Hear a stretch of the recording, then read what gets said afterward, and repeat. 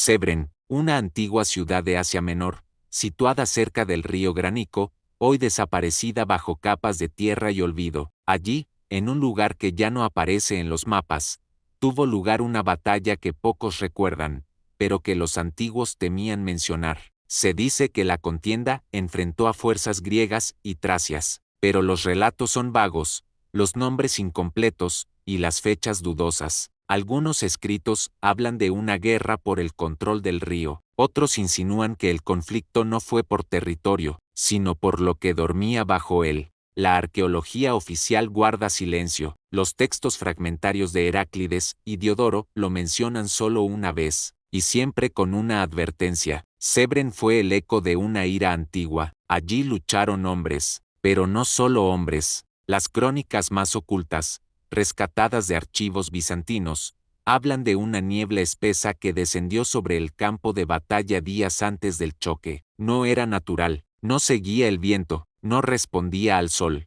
era inmóvil, era espesa como la ceniza. Exploradores enviados por ambos bandos desaparecieron al cruzarla, algunos regresaron, sin ojos, otros fueron hallados, recitando palabras sin sentido. Uno, al borde de la locura, escribió con su sangre: los que duermen no quieren testigos. Los generales dudaron, algunos creyeron que los dioses enviaban una señal, otros hablaron de un castigo por profanar templos olvidados, pero la guerra era inevitable, y cuando el acero comenzó a sonar, la bruma se abrió por sí sola, como si esperara el combate. Según varios relatos antiguos, la batalla de Cebren fue feroz. Cientos de hombres murieron en pocas horas, pero algo no encajaba. En medio del enfrentamiento, soldados de ambos bandos comenzaron a notar que la sangre derramada en el suelo era negra. No era barro, no era aceite, era sangre espesa, oscura, con un olor metálico y amargo. Los animales se negaban a beber de los arroyos cercanos, y algunos hombres que pisaban esa tierra comenzaban a convulsionar sin razón aparente. Un sacerdote, presente como observador, escribió en su pergamino: el campo se volvió sagrado en lo oscuro, el Dios sin rostro fue despertado, y ya no escucha oraciones. Esa anotación fue tachada en la copia posterior, pero la tinta aún puede leerse al trasluz. Varios testigos aseguraron haber visto cómo algunos cadáveres no permanecían quietos, no revivían, pero se movían, no respiraban, pero cambiaban de posición. Al principio se pensó que era sugestión, luego, que eran errores en el conteo, pero las repeticiones eran constantes. Un escriba tracio registró que cada noche, los cuerpos cambiaban de lugar, siempre más cerca del río, siempre con los ojos abiertos. Al cuarto día, algunos soldados se negaron a dormir, y los caballos comenzaron a morir sin herida alguna, con los ojos girados al cielo. Algunos oficiales quemaron los cuerpos por miedo, otros los enterraron lejos del campamento, pero al amanecer, los montículos estaban vacíos, y el suelo mostraba huellas que no iban en dirección a la batalla, sino al bosque sagrado que nadie se atrevía a nombrar. Uno de los relatos más repetidos entre los veteranos de Cebren hablaba de una figura, no humana, alta, encorvada, cubierta por un velo oscuro. No caminaba, flotaba entre las sombras, y aparecía solo cuando el ruido del combate cesaba por unos segundos. Dicen que su rostro no era rostro, una superficie lisa, sin ojos, sin boca, pero todos los que la vieron, sintieron que les hablaba directamente, que les mostraba imágenes, que los hacía llorar sin saber por qué. Algunos caían de rodillas, otros huían en silencio. Uno de los capitanes anotó en su escudo una inscripción: yo vi al guardián de la tumba sellada, murió en combate, su cuerpo jamás fue hallado, pero su escudo fue recuperado, a más de 3 kilómetros del lugar donde fue visto por última vez. Después del tercer día,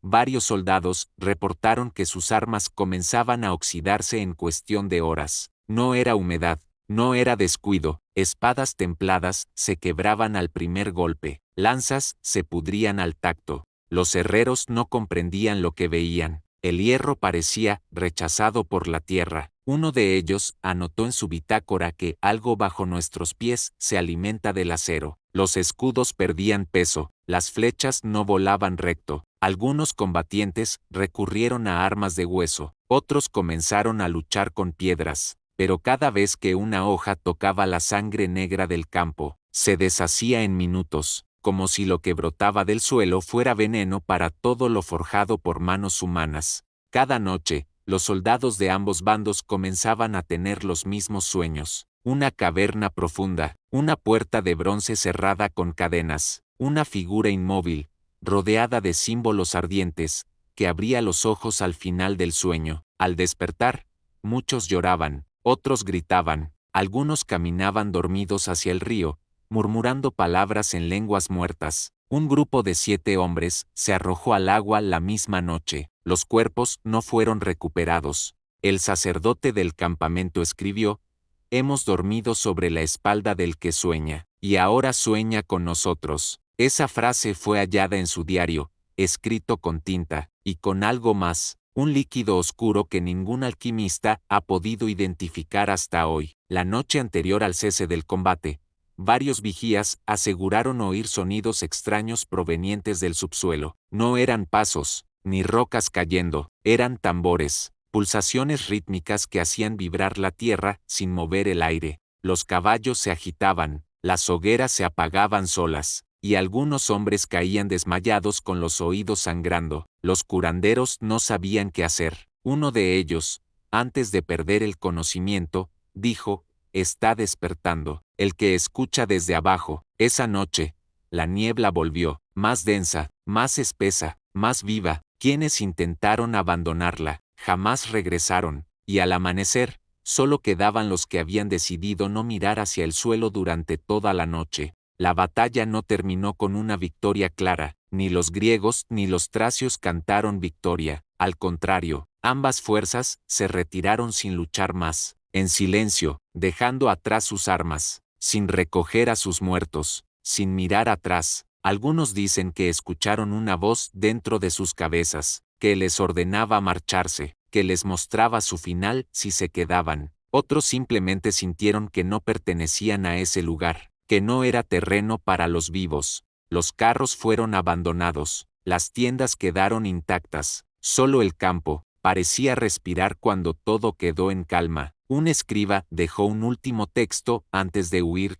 «Los hombres pueden guerrear, pero hay lugares donde la guerra no les pertenece». Siglos más tarde, en ruinas cercanas al supuesto lugar de la batalla, arqueólogos hallaron restos de un templo desconocido, sin inscripciones griegas, sin símbolos humanos, solo líneas curvas y geometrías imposibles talladas en piedra negra. Al excavar el nivel inferior, hallaron una losa circular cubierta de cadenas corroídas. Nadie pudo moverla, las herramientas se rompían, y los sensores magnéticos enloquecían cerca de su superficie. Fue tapada nuevamente por orden del ministerio. Uno de los arqueólogos comenzó a tener los mismos sueños que los soldados de Sebren. Lo internaron tras hablar durante horas en una lengua irreconocible. En su habitación, grabó con sus uñas una sola frase: «La puerta aún respira». Durante siglos, los mapas de la región han mostrado contradicciones: ríos que no fluyen donde deberían,